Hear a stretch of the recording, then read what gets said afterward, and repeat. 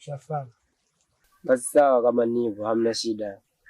Basi poa, mimi naelekea hivi kwanza.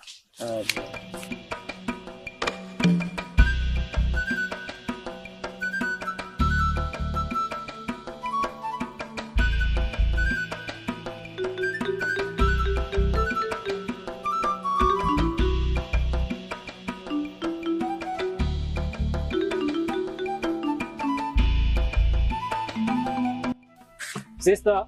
Hey. Sister. Haya, niambie vipi? Safi, uko wapi? Niko ndani huko. Vipi kwema? Kwema. Sister. Blaza Kiukala yuko wapi? Mbona toka nilivyoamka sijamuona? Kwani una taarifa? Maana katoka tangu asubuhi kapigiwa simu jomba anaumwa. Sasa dada, mimi sina taarifa. Maana yake mmoja nimeamka asubuhi. Ndio nilikuwa na shughuli zangu hapa, lakini sijajua kilichoendelea. Kwa hiyo aisee, sikujua kabisa kama anaumwa. Inabidi umpigie simu muulize mgonjwa uko anaendeleaje. Nitafanya hivyo, manake kila kukicha matatizo, yani kwenye kijiji chetu hali ishakuwa nzito sasa. Basi tutajua cha kufanya dada, kama baadaye tutaenda kumuona au tutaangalia njia gani ya kumsaidia Blaza Kiukala. Sawa.